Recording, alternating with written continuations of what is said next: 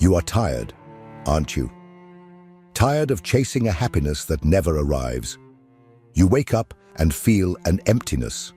You go to sleep and it's still there. And the most ironic thing is that the more you try to get rid of this weight, the more you force a smile, the more you repeat those positive phrases you read on the internet, the deeper you sink. And maybe no one tells you this clearly, but Dostoevsky did. And he knew.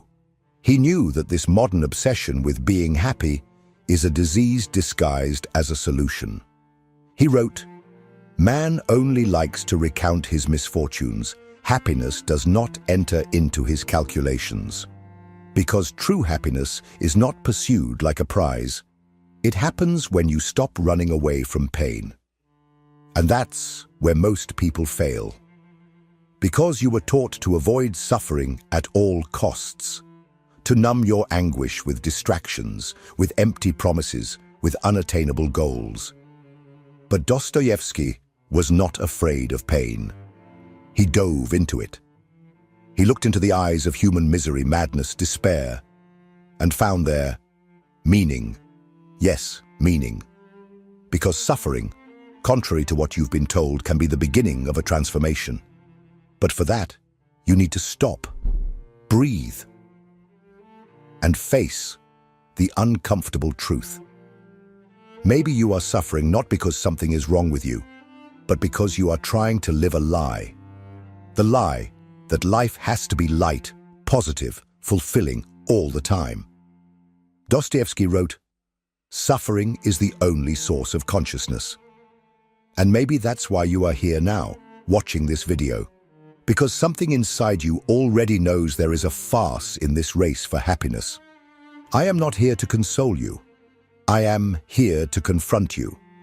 Like an old psychologist who has seen this same cycle repeat in thousands of souls, people trying to look fine when everything inside them is collapsing. And you? How long will you keep up this facade? How long will you try to heal real pain with superficial solutions? In this video, you will understand why Dostoevsky believed that the more you try to be happy, the more you suffer. And perhaps, for the first time, you will be able to accept your pain not as a mistake, but as a portal. Shall we enter? Today, being happy has become an obligation. It's everywhere. In advertisements on social media, in motivational speeches, as if life should be an endless sequence of perfect moments, spontaneous laughter, constant achievements, and forced gratitude, sadness, doubt, fatigue. All of this has become synonymous with personal failure. If you are sad, it's because you don't know how to live properly. If you are anxious, it's because you're not vibrating at the right frequency. This is the tyranny of modern happiness. It does not liberate. It oppresses. Dostoevsky saw this before anyone else. In his novels, he exposes what happens when humans try to shape their existence around artificial ideals. In Notes from Underground, he talks about the man who rejects any system that forces him to be rationally happy. He denounces the trap of a world where pain is seen as a defect and not as an essential part of the human soul. Man likes to build, but he also likes to destroy. Why? Because he has will, because he is free. This sentence reveals something disturbing. Perhaps what destroys us is not suffering itself, but the denial of it. Look at how we live today. We have created a world where everything must be beautiful, efficient, and positive. Social media are showcases where no one suffers, where everyone has purpose, a healthy routine, unshakable self-esteem. But this is just a mask, because when night falls and silence settles in, you feel. And Dostoevsky knew exactly what this silence is. He called it the inner abyss. And it is this abyss that plastic happiness tries to cover up with ready-made phrases. The problem is that human beings were not born to live anesthetized. When you try to remain constantly happy, you are violating your own nature. You are amputating fundamental parts of your psyche, your sadness, your anger, your loneliness, your existential doubt. And what remains is not a light life, but a superficial one, without depth, without truth, without soul. The compulsory happiness of modernity is like the crystal palace that Dostoevsky criticizes, a cold, sterile utopia where there is no room for the irrational, for mistakes, for redemptive pain.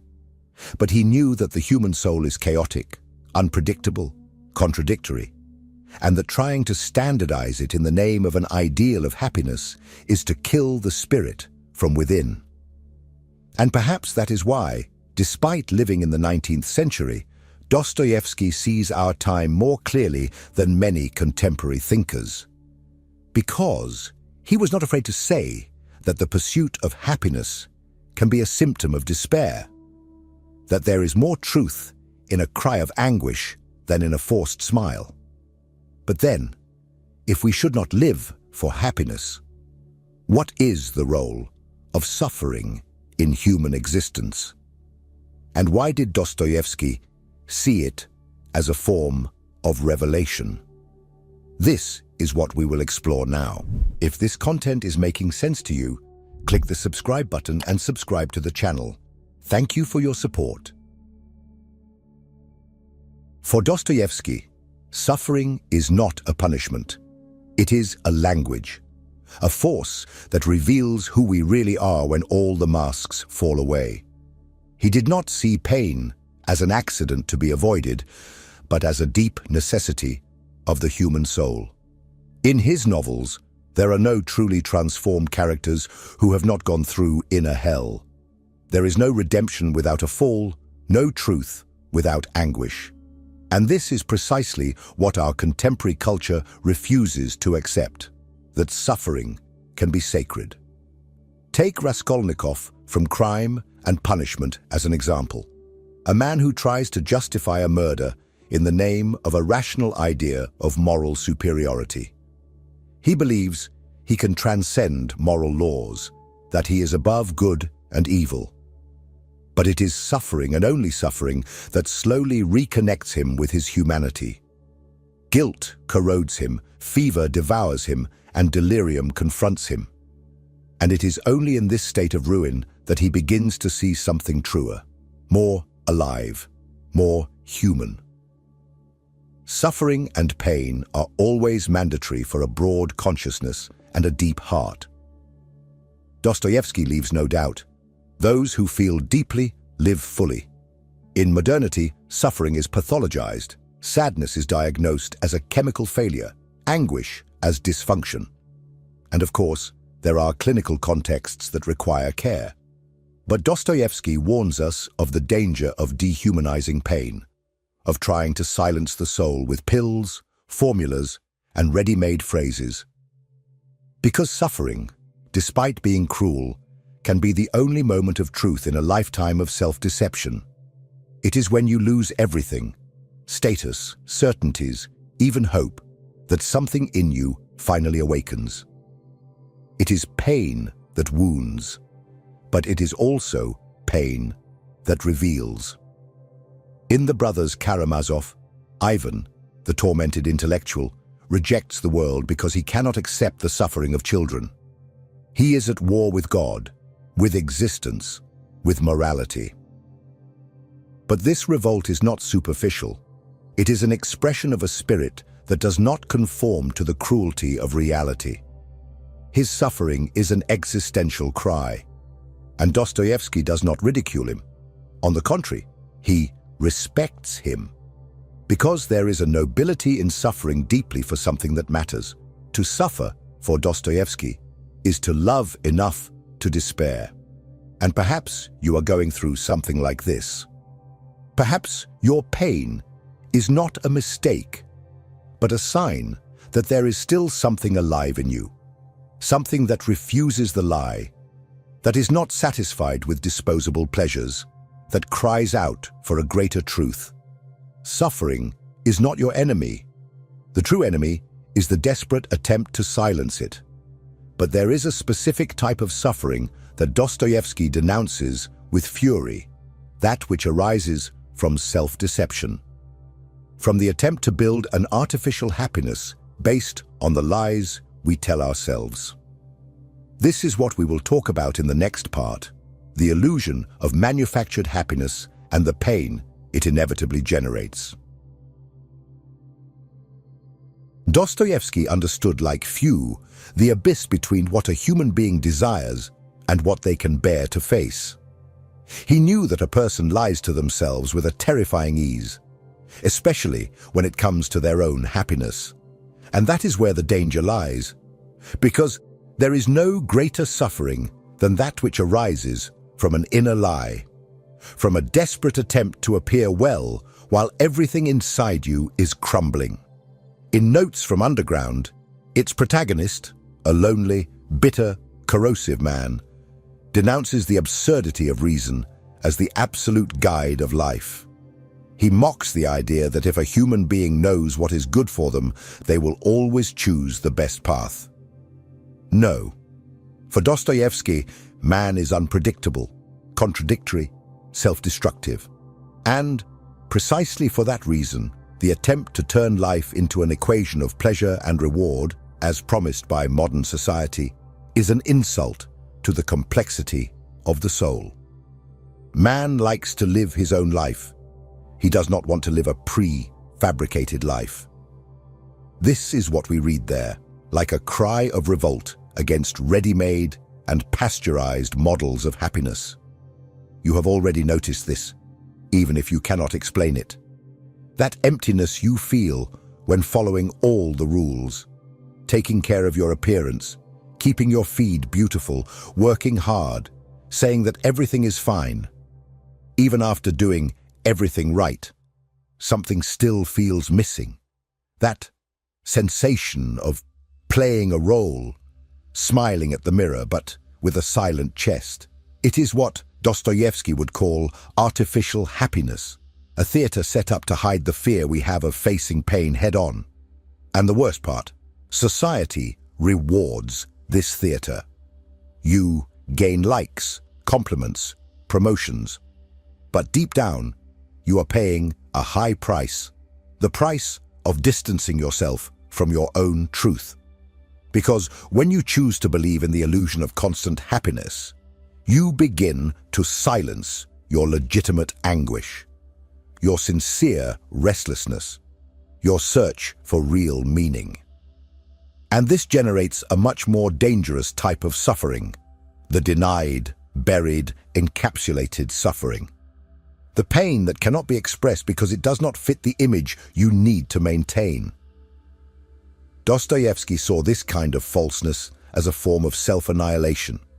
In his characters, whenever someone tries to force an idea of happiness, they end up plunging into despair.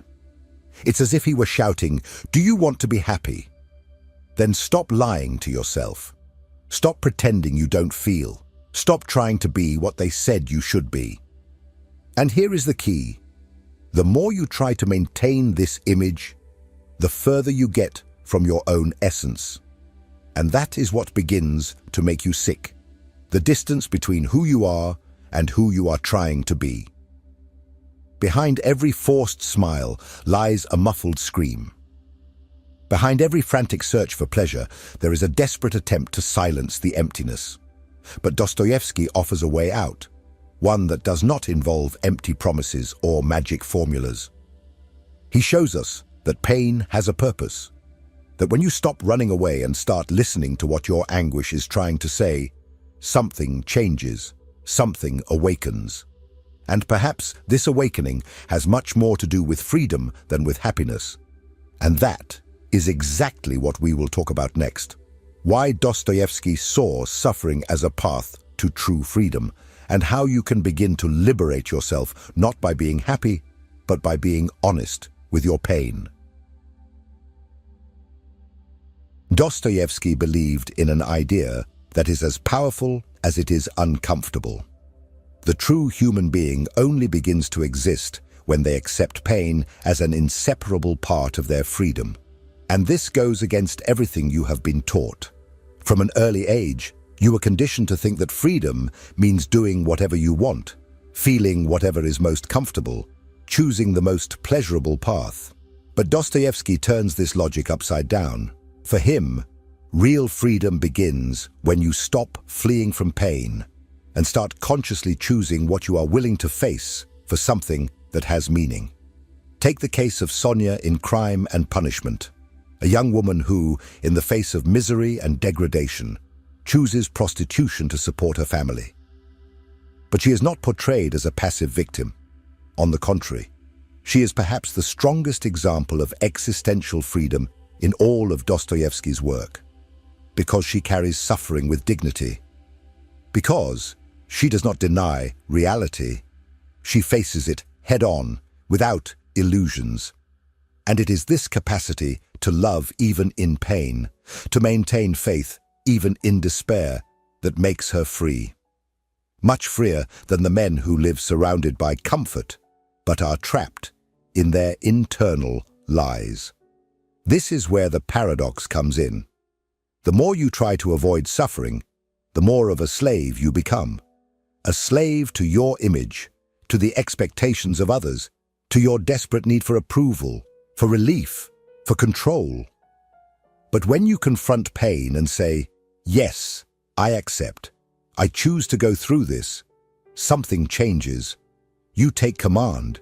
You reclaim the control that you previously surrendered to every external stimulus. And this is the freedom that Dostoevsky revered, not the childish freedom to do what one wants, but the mature freedom to choose what one needs. In The Possessed, he writes, "Suffering is a great thing. It should not be erased, for it is consciousness." For him, pain is the battlefield where the soul proves itself, where the superficial self dies and the deep self is born. And that is frightening, of course, because it hurts, because it demands that you stop hiding behind excuses. But it is also where rebirth resides, because when you face your pain with open eyes, it stops dominating you. You are no longer a victim of your feelings. You are someone who suffers, but who chooses what to do with that suffering. Freedom, then, is not the absence of pain. It is the conscious decision to go through it for something that matters. Freedom is not instant happiness. It is depth. It is truth. It is the end of illusions and the beginning of an authentic existence, even if it costs everything you thought you needed to be happy. But then the inevitable question arises: why do we insist so much on this pursuit? Why, even in the face of all this, do we continue trying at all costs to be happy? Why is it so difficult to simply stop and accept what is?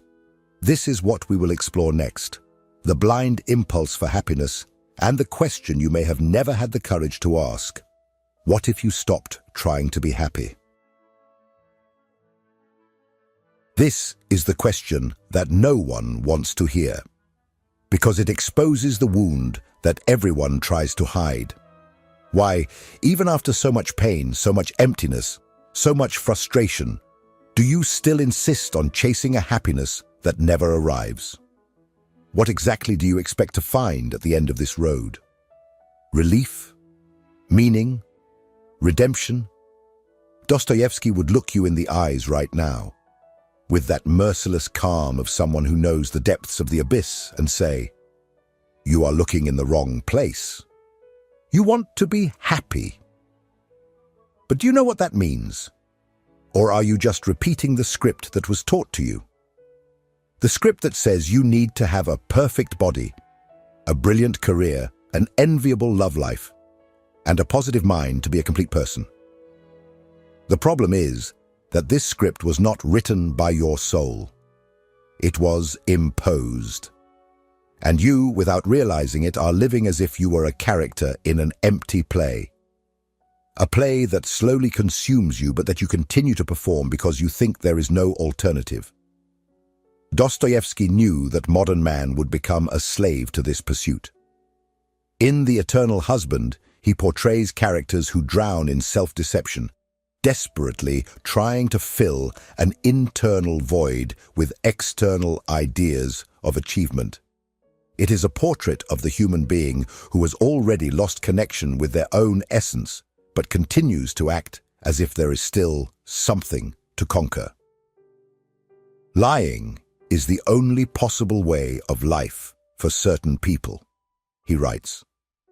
And perhaps this is one of the harshest phrases you can hear today, because it forces you to look within and ask, am I seeking happiness or just trying to escape from myself?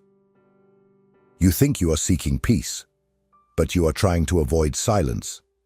You think you want love, but you are just fleeing from loneliness. You say you want to feel alive, but you are merely trying to distract yourself from the symbolic death you live every day. This is the trap. You seek happiness, not because you are ready to live it, but because you are afraid of what you will find if you stop running. What if you simply stopped? Stopped pretending, stopped chasing, stopped trying to fix yourself all the time? What would remain? Perhaps an emptiness?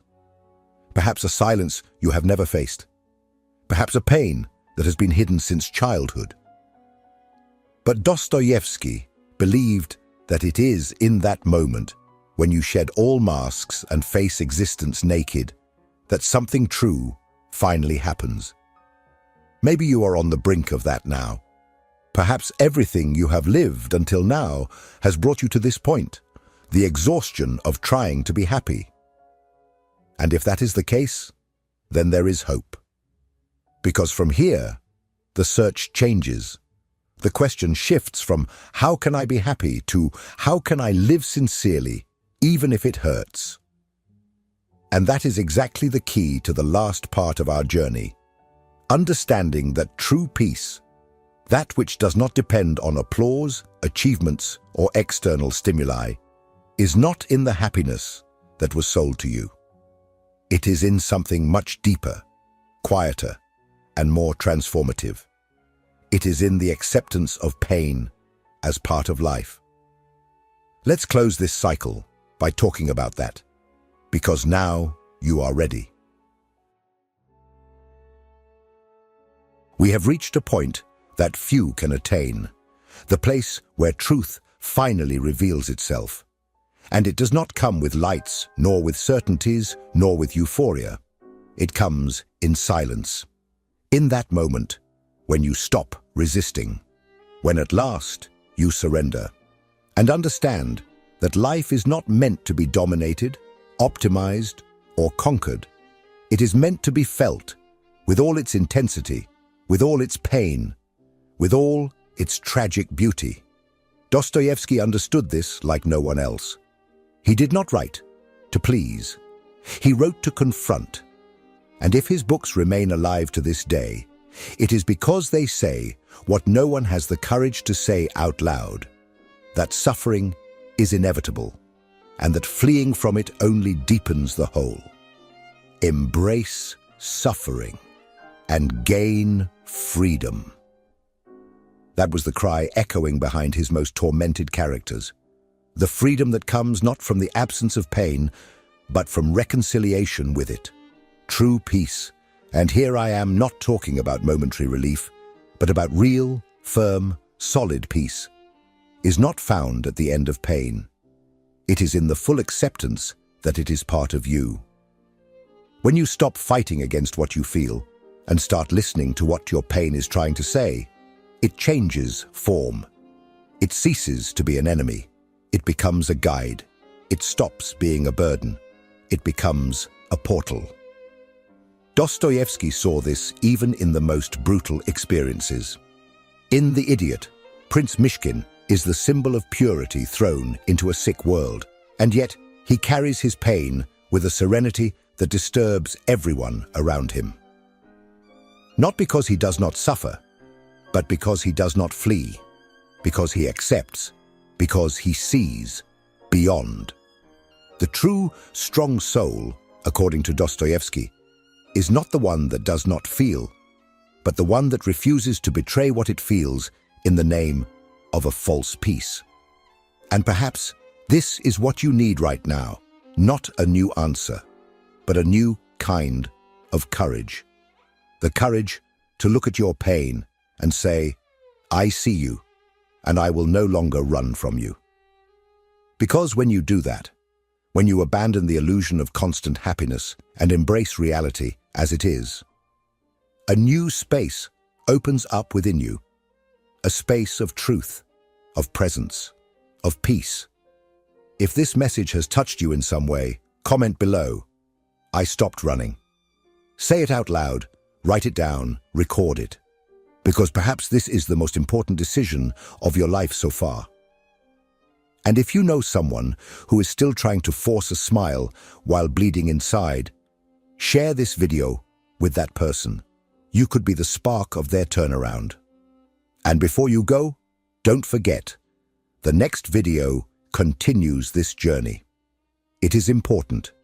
And if you've made it this far, you need to keep going, because transformation does not happen all at once. It happens step by step. And the next step starts now.